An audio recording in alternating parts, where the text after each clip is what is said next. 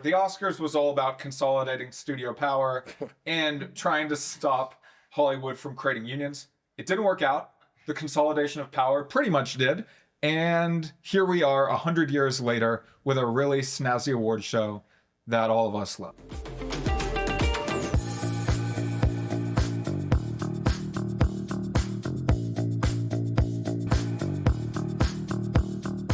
Welcome, everyone, to the Kinolime podcast. John Schramm, I'm going to say your name for you. Danny Murray. We're here on a balmy 32 degrees in New York City. The sun is out. It feels like spring. It's horrible. I'm so excited I'm getting out of the city. Yeah, this guy's going on a plane to LA. Directly after doing this, because I cannot stand being in this. He needs 110 degree heat, and we are 70 degrees below that. But Danny, so good to see you. A lot's going on in the world of film, specifically the Oscars, man. The Oscars are coming up. We have the Golden Globes, which, meh, to me. I don't know. What is it about? I don't want to spend too much time on the Oscars because today's episode, we're going to get into the Oscars, the history, what goes behind an Oscar campaign, and also our list of like who's going to win, who should win, and the biggest snubs. But I don't know. The Golden Globes Ricky Gervais was the best thing in the last, 15 years regarding the Golden Globes, in my opinion. Yeah, I mean, it just feels like kind of a warm up to like the actual award show that anyone cares about. It's like no one really, cares about them. It's not like a zeitgeist capturing thing in the same way anymore. I will say that Ricky Gervais, thanks to, I love stand-up comedy and comedians and all, he really he resuscitated the Golden Globes. They were like it was like, flatline. He came in, got him going. But we're going to talk about the Oscars today. And Danny, I would love if you can educate the audience here a little history of the Oscars. Yeah, the history of the Oscars is a very Hollywood story. It's pretty incredible. So essentially at the end of the 1920s, there was a man, Louis B. Mayer, who, for about 10 years was the highest paid person in America. He's the co-founder of MGM Studios. He is one of the essentially institutional creators of the Hollywood system. Think Barton Fink, where everyone is just kind of in an assembly line doing what these fixers tell them to do. I love that. And also, I love that they have a middle initial, right? I should be John A. Schramm, you should be Danny D. Murray, whatever it is. Yeah, it's just like David O. Selznick, the greatest independent film producer ever. It's back when people wore top hats, right? Right, and like bathed and shaved and got ready for work. Had like a close shave every day. Every day. Sorry, I didn't mean to cut you off. Those days are gone. I'm going to bring back the middle initial. Yeah, so look, this guy, with his top hat and his probably, like Monopoly Man mustache, essentially what happened is he was not a big fan of worker revolutions and worker, like people co-conspiring to have better conditions. He wanted the jungle. In large part, he wanted the capitalist jungle. He was born in Russia, left right before the Soviet Revolution, and decided that I can never let even a sliver of those thoughts come through my studio. So what ends up happening is in the 1920s, he decides, I'm going to be the king of this system. I'm going to build a palace on the beach in Santa Monica. And the kind of quotes he's getting for how long it's taking to build this palace are insane. He goes, this is absurd. I'm just going to have my studio guys build it. We build palace sets in a week. I'll have them do it in 6 weeks. I want this done now.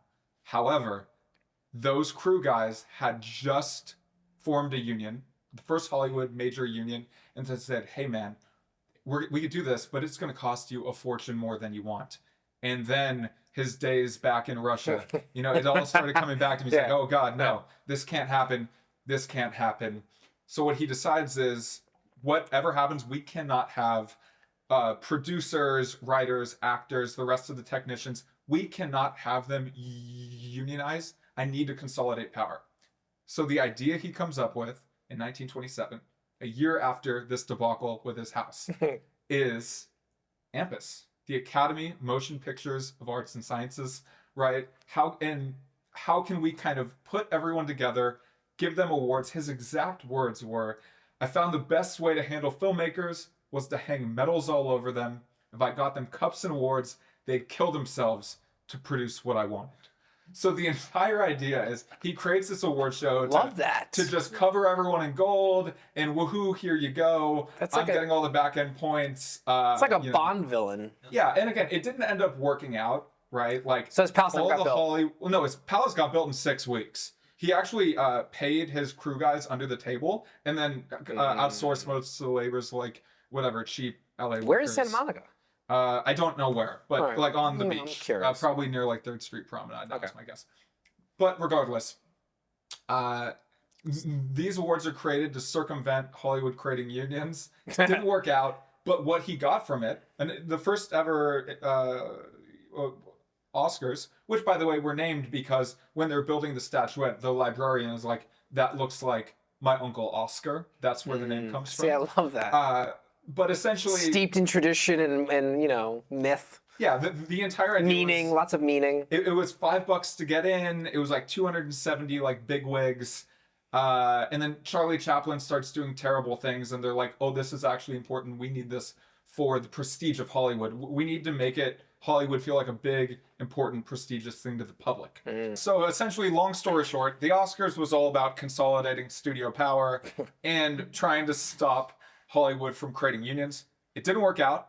The consolidation of power pretty much did.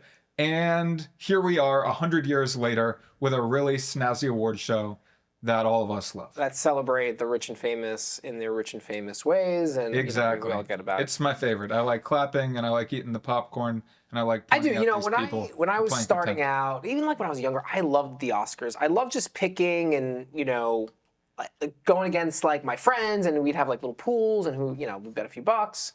We were degenerate gamblers. But besides that, the snubs really get me. You know what I mean? Like, or the Oscars that like, I'm sorry, no offense to Leo, but like winning for The Revenant like really bothered me because he just crawled around on his hands and knees for 2 hours and they gave him an Oscar. And I get it because he's Leo and he's been nominated so many times. You gotta give him the Oscar. But there's been a lot of snubs through the years, and we're gonna go into kind of our snubs list. But dude, let's just get into it, right? Let's talk about the major categories. So we're gonna start out with Best Picture, Best Director, Best Actor, Best Actress, Best Supporting Actor, Best Supporting Actress, Best Original Screenplay, and Best Adapted Screenplay. So as a kid, loved betting on the Oscars. It's great, and we're gonna get into that in a second. But let's go into a little bit about how these films become Oscar contenders or nominated, because it's not just based on the arts here. Let's talk about the campaigning, because it is, unfortunately, it's all about the kashish, right? Like, Oscar campaign. So give us a little background on that. Well, it's super fun. This is actually my first year that I'm being invited to a lot of like for-year consideration screenings and events, and it's all great fun. This is also the first year in history, and I don't know how they're going to actually enforce this. I don't think they will. But it's the first year they're actually making Oscar voters, there's 10,000 of them, they're telling them, you guys need to watch these movies this year. Oh, you have to actually watch it. It's the first time in history that they're making these people actually watch the movies. Do we know if they even exist, these voters? Are they like deceased people, If you go to a like snazzy restaurant in New York or in LA and you see someone like smacking their waiter's hand and then like talking about celebrity, it's probably one of those guys. Okay. So again, the entire idea, it's like 10,000 of the most prestigious like producers and then, techs, writers, directors, actors. Have to watch the films. About half of them are watching these movies. And then that kind of gets into what the campaign is, right? So the entire idea is like, as much as the best film should rise to the top, there's so many movies and there is just not enough time for all these people to watch. The studios invest a lot of money in what they think can grab the attention of these voters. Yeah.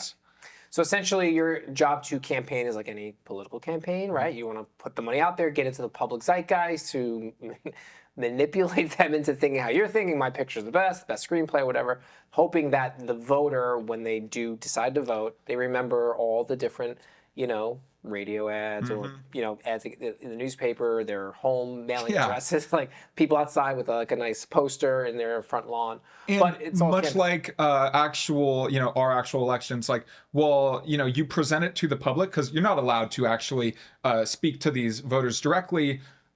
It's actually decided by 10,000 hyper wealthy Hollywood elite. So like much like all elections, it all comes down to the same little club that we are not in.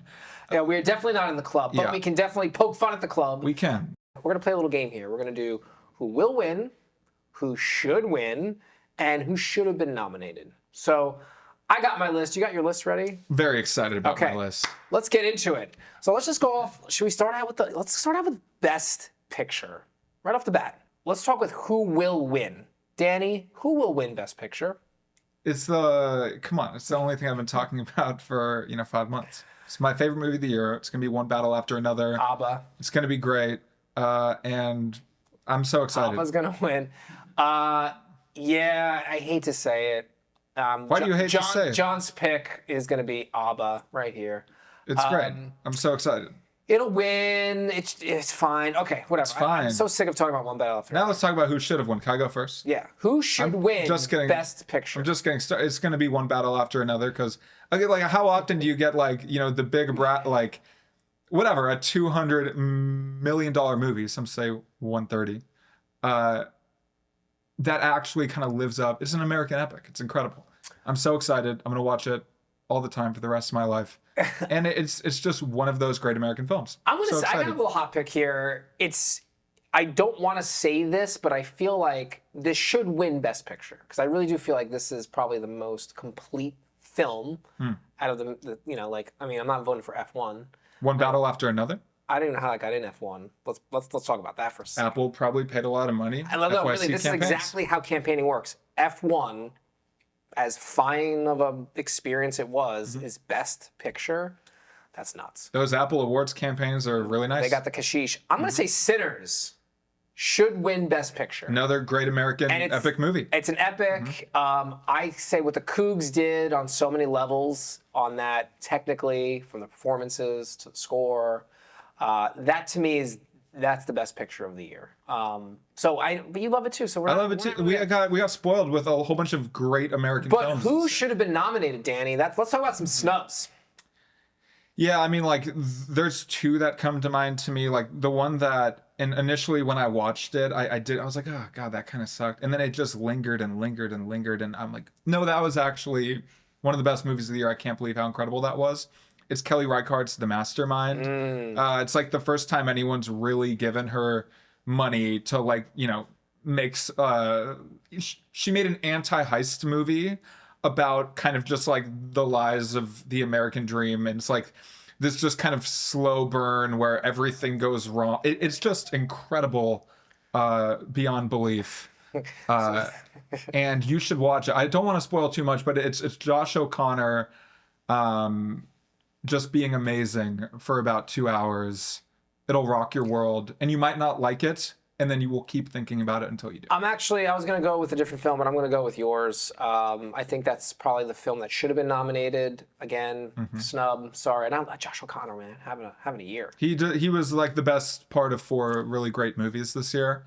I cannot wait to see this guy. I'm passionate about this next category. We have Best Director. I'm going to go first. Who will win? Fucking PTA, man. He's going to win for one battle after another. And it is what it is. I got nothing. I can't stop that train from going. It's great. I'm so excited. Pretty much Is that your will win? Of course. Okay, come on. It's, if the whole movie was just the hill scene, the car crash hill scene, I can talk, that would win Best Picture alone. It's amazing. Who should win for me? The Cougs. I mentioned him before.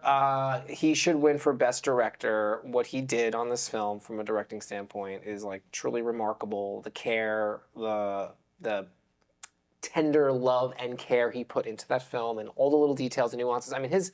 His discussion alone about format, blew me away. And I just can't say enough about, Ryan Coogler. He's fantastic. He should win for Best Director. Who's your should win? I know. Mine PTA. Obviously is PTA. There's enough scenes in that movie where you're oh yeah, this is a classic. You watch it. Yeah, it's a campy, in a big pulpy, Vista screen. Yeah, like a B movie. Okay, so hold on.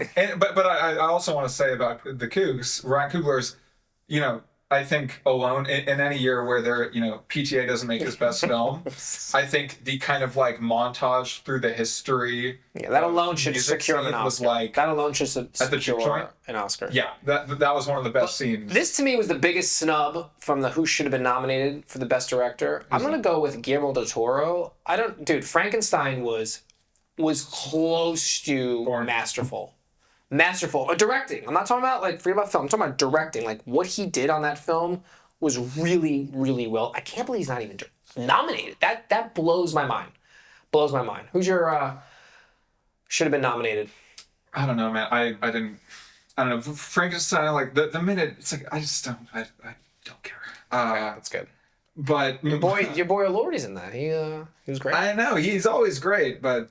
All right. Who should have been nominated? Mine was Be Gone for Resurrection. Yeah. It is a 3-hour Chinese. It's a movie that is just such an unbelievable swing, and it just twists conventions and is so masterful as a piece of film direction that like it's the type of movie you watch and you think like, oh yeah, we might kind of be at the beginning of filmmaking. Like there's so much more to explore in this medium.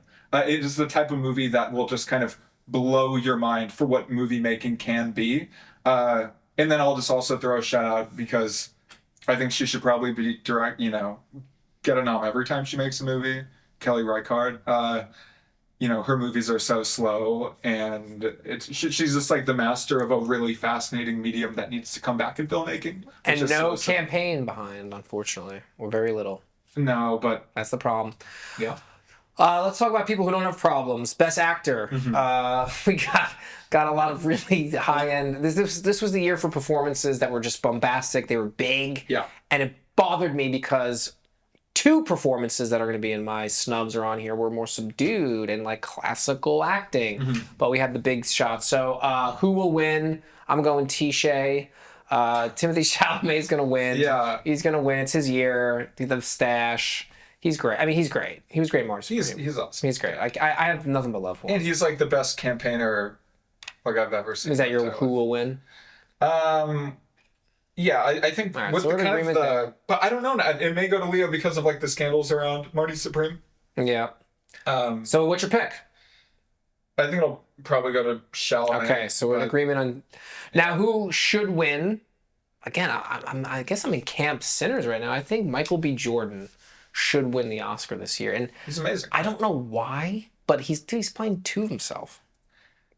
He's playing 2 of himself, and they're really distinct. And they're distinct. And not in like overt, in really subtle ways that like twins really would be. No.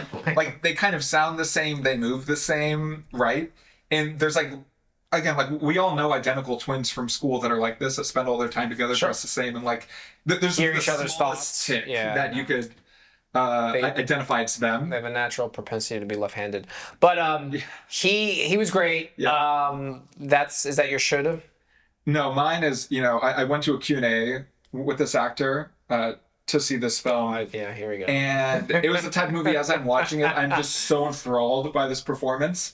And it's the type of movie you're like, it's gonna be such a shame when like this doesn't get recognized. Just say it. And I'm so happy it did. Ethan Hawke in Blue Moon is again, he is rambling, kind of saying nothing. It's like a classic Linklater Hawke movie. But again, he is just rambling about nothing for 2 hours, and just slowly, just kind of the film and the character just turns into something that's really beautiful and over the top, but also subdued. It's amazing, and he should win. So these are the 2 besides my Del Toro snub pick. This I can't believe. I'm going to give you 2 here for should have been nominated. My favorite tequila, Paul Mezcal in Hamnet. How does he not get nominated for that? He was mind blowing. And dude, Joel Edgerton in Train Dreams. Yeah, these are subdued performances that aren't the big showy that we've seen in like The Sinners and One Battle. This is like acting that's kind of been for the last 70 years. So it's more subtle in approach. I'm really shocked that either have not been nominated. And I know the Mezcal thing was like, they were like, should he be a best supporting, right? There was like a mix up in the categories, but or campaigning. I forget what I was reading about, but who's your should have been nominated? Yeah, I mean, I guess just quickly, like, I agree with Edgerton, but my problem is, like, it feels like Paul Mescal's been playing, like, the same guy in every movie. I think it's because his hairstyle doesn't change. He literally has the same haircut. He's it's just, like always grieving. Yeah. It's like the weird, like, dude, he's got great hair. And staring out a window and, like, hair. quietly, like, his bottom lip is tremoring. Everything he does. Grow out your hair. But that's also George Clooney. George Clooney plays himself in every Yeah, it's just, role. He's playing Clark Gable. Brad Pitt plays himself in every role. Okay. But to me, it's not exciting. For me, the role I knew it wasn't going to get a nom. I think it should have.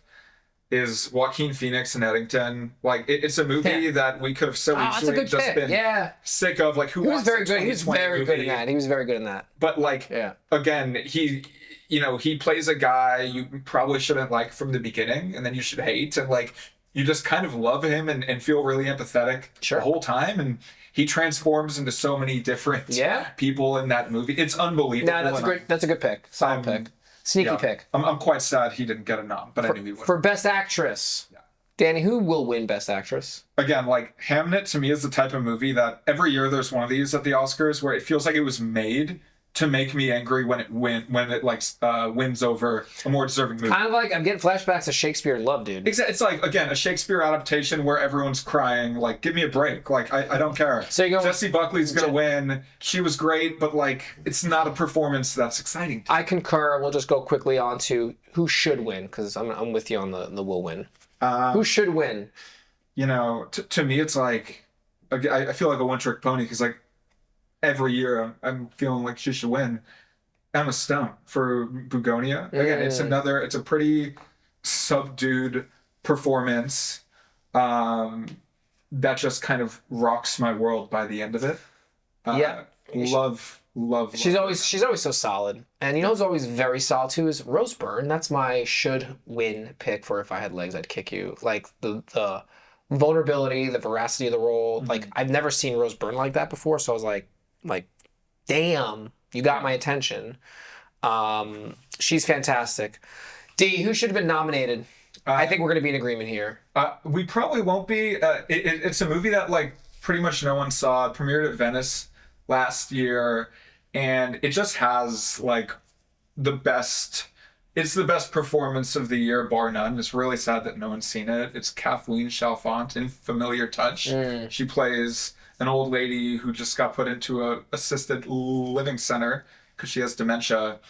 And it is just, like, the most unbelievable kind of performance about kind of slowly slipping away. You'll ever see. It's really unique. It's amazing. And you just love everyone in this movie so much because of her. It's unbelievable. Everyone should see it.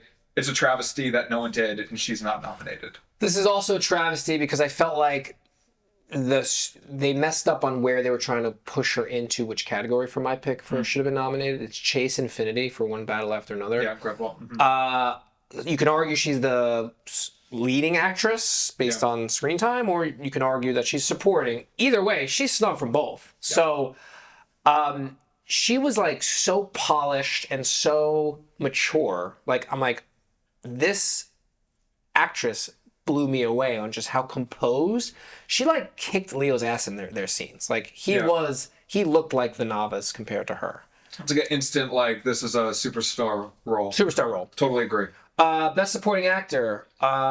We're probably going to be in agreement here. Okay. Who will win? Sean Penn. I think it's going to be Benicio del Toro. The wind's been kicked under. Interesting. Okay, we've talked about One Battle After Another. I'm going with Sean. He's going Benicio. Same fucking movie. Yeah. Should win. I'd love to hear your pick here. Sean Penn. I think it's one of the greatest supporting performances of all time. And I don't think he's going to win anymore because it'd be like his 4th Oscars. I mean, crazy. But yeah, I think, like, Lockjaw is, like, one of the best performances I've ever seen in my entire life. I've seen the movie, like, 6 times now, and every time I find something new that I just love about it. Mute his mic. I'm going with Delroy Lindo and Sinners. Really, he was just so... Again, I didn't love Sinners that much. It's so funny that this is coming up now. It's like, I can tell that's where a film sits with you. Is like, I saw it when it came out. Was it May? Going on almost a year now when it came out. And, like, I didn't love it as much, but then as I was going through my list, I'm like, everything started to come back with the Sinners. Delroy was fantastic. I think he should win, but won't. And should have been nominated. I have two. They both kind of fit the same mold, which is like a young actor that we kind of know that had their breakout role, and no one really saw it coming. Those for me is one, David Johnson in The Long Walk. Mm-hmm. You watch him in this movie, and you're like, okay, yeah, like this guy's a superstar. Like he's an A-list actor. And then his first like kind of mature role, at least that I've seen, Jacob Tremblay was in a smaller indie with Nick Offerman called Sovereign. Yep. And he plays a teenager being radicalized by his dad. Yeah, he's and you're fantastic. like, ooh, this kid was amazing when he was 7, and he's going to be amazing when he's 77. This guy has it. I think both of them should have been nominated. Wasn't he also the kid in Wonder? I think so. Yeah, he was fantastic. He's fantastic. I'm going to go again with Paul Mescal. I'm just putting him in both because I really do think it's a travesty that he was bumped off either list. Like, he was fan-fucking-tastic. So, Paul Mescal, you got my vote if I was in the Academy voting for you. Best Supporting, who will win? I think will and should is Tiana Taylor. Yeah, I'm in agreement there. Yeah. Not much to debate. Who should win? Yeah. I think Tiana Taylor should win. I'm obviously on the Sinners train here, but Wunmi Musaku's performance, like, again, not a ton of screen time, but talk about, like, you know, God, I can't believe I'm going to say this, a tour de force. Like, it really was, like, this powerful performance that had layers within. Like, I felt her whole backstory. I felt her pain. I felt where she's going. Like, that's hard to do as an actor, right? To, like, be able to evoke that many emotions, or to, like, instantly, you know, I just knew everything about her. Yeah. So for that alone, she has my vote. Who should have been nominated? I think it's pretty sad to me that Felicity Jones didn't get nominated for Train Dreams. I thought she was like the emotional anchor of maybe the most emotional movie of the year. Yeah. And it's pretty devastating to me she didn't get a nom. I'm going to say who should have been nominated. It's Odessa Zion from Marty Supreme. Again, another young performance that just felt composed. I mean, she's going against T. Shea in like a very big role. And toe-to-toe every time. Yeah. Every time she handled that role. And, like, you felt her emotions. I mean, again, I thought this was, like, a 50-year-old Meryl Streep in the form of a 20-something-year-old body, just crushing emotion and acting talent. Nothing else to say. And her I'm mom sorry. is Pamela Adlon. I'm sorry you didn't get nominated. Let's brush. We're going to take our time. No, I'm not kidding, because it's about screenplays. But Best Original Screenplay. Who will win? I think it'll be Sinners. We're in agreement. Yeah. Dude, you think? No, I'm in agreement. Like, I was shocked when Sinners got 16 noms. That was a bit shocking. Like, if John was part of Ampus, they would have had 20. No, but I mean, whenever I had to, I maybe it was like goes by the week, but I wasn't so hot in the film until I really started thinking about it. I agree. Cougs will win for Best Screenplay. Who should win for Best Screenplay? Who do you have? I'm going to go with the Cougs. Should win. It's like a double-double. I think it's Robert Kaplow, Richard Linklater, Blue Moon. It's 2 hours of incoherent rambling that is one of the most like poignant stories of the year. It's a super feat. You know what, Duran? We're going to do a little graphic here. I want to erase my pick. I'm going to go with Blue Moon. It's incredible. You're right. What he did, I mean, I think Linklater gets slept on. Yeah. Is that even a fucking word? But he gets passed on in terms of his writing ability. We all know he's incredible behind the camera, but like his writing he's incredible. Insane that he can capture your attention with nothing. In a just world, he would have 2 Best Picture noms this year for this. I'm changing my pick. Linklater, you got my vote. Yeah. And who should have been nominated for Best Original? Yeah, so I guess mine would be, there's a film not many people saw. It has a cool film, Independent Spirit noms, by first-time filmmaker Constance Sang, I believe is how I pronounce her name. For Blue Sun Palace. It is an incredible film with probably the most striking midpoint of the year. It is really 2 movies about the kind of isolation of the immigrant experience in New York that will rock your world. And it just has a command of the story in a way like I have not seen this year. In a Just World, I think that will get a nom. Who do you have? Sorry Baby by Eva Victor. Like, again, Eva got snubbed on so many different, and again, this was like a campaign thing. I know Julia Roberts was trying to get her, use her platform, but really, like, from acting to directing to writing, I'm going to give Eva the snub for writing incredible story. Again, subdued. It's not what the big bombastic screenplays that we're used to, like, from the acting perspective. So I'm going with Sorry Baby. Sweet. Now, our final category today, we're going to do Best Adapted Screenplay. D. You already know mine. It's Who fine. will win? Will win, should win. Another. PTA. I'm with him on that. Let's move on. Who should win? Who do you have, Tom? I got Hamnet. Yeah. I think, again, I was a big fan of the film and Mescal's performance. But it probably should win. You think Hamnet's a better screenplay than One Battle After Another? I do. I'm not a huge fan of One Battle After Another. I don't know what to tell you. Fair enough. Yeah, I mean, I think One Battle After Another obviously should win. Okay, and then one of the great American who do you have should have been nominated? I think Jane. Like, it's such a great, without spoiling much, it's such a great story. Probably the best film out of Sundance last year. It's James Sweeney, Twinless. It is a story. It's a love story and also simultaneously just a story about friendship with two sets of identical twins. Yeah. And it will rock your world. It's just like one of those really mature adult, like funny dramas that everyone clamors for that we don't really get. And I'm like, here it is. And unfortunately, it did not get the type of shine it should have. But it's an incredible movie. Everyone should see. We're going to go with best nominated, should have been nominated, is No Other Choice. Can you believe dude's never won an Oscar? Crazy. Old Boy, Handmaiden, this movie, a million others. And we know reasons why, but he's a fantastic director who I got to meet a year and a half ago for an HBO premiere of his TV show. That's amazing. He was amazing, by the way. Fantastic. Very cordial. You're lucky duck. You got to meet Park Chan-wook. I did. He's cordial, brilliant, by the way. Yeah. So I'm going with No Other Choice. Snubbed from a lot of different categories, but it is what it is. Should have won Best Adapted. Yeah, the Academy is slowly becoming far more international. There's a lot of people that are watching movies too. So hopefully next movie, Park, you'll finally get my vote. Nom. Yeah. If we forgot something, if you disagree with our picks, I know you're going to definitely disagree with Danny's. I want you to hit us up in the comments. Let's have a talk. Let's have a debate about like what we potentially missed because we're not perfect. But I feel like my list is solid. Danny's suffers from the One Battle After Another sway. But no, it is like we'd love to hear from you. Hit us up on Kinolime, wherever we are.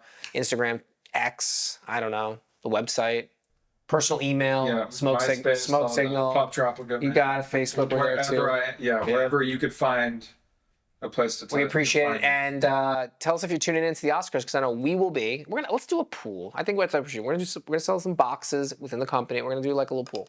How's that? That'd be amazing. All right, great. Yeah. Thank you for tuning in, everyone. John Schramm, Danny Murray. Have a great week. We'll see you next time. Sweet. That was great. That was fun. Yeah. If you're a screenwriter or filmmaker, you've got to listen up because here at Kinolime, we're opening up our third annual Feature Film 3.0 screenwriting competition, January 23rd to March 15th. That means you, a screenwriter or filmmaker, can get your movie made. How amazing is that? So our submission period opens January 23rd to March 15th. So sharpen your pens, get your fingers ready, get that screenplay polished and formatted and submitted to Kinolime for our open competition. If you don't know about us, Kinolime, this is what we do here. We open a screenwriting competition yearly where anyone from around the world, as long as it's in English and formatted correctly, can submit their screenplay into our competition. Readers, film lovers from all around the world read your work and vote on it. And if you get the most votes at the end, your screenplay will get made into a movie here at Kinolime. Just to give you some updates, our first competition winner, The Wave, and last year's competition winner, Mob Mentality, are going into production in 2026. Yes, you heard that right. We're making 2 movies from the past 2 winners this year.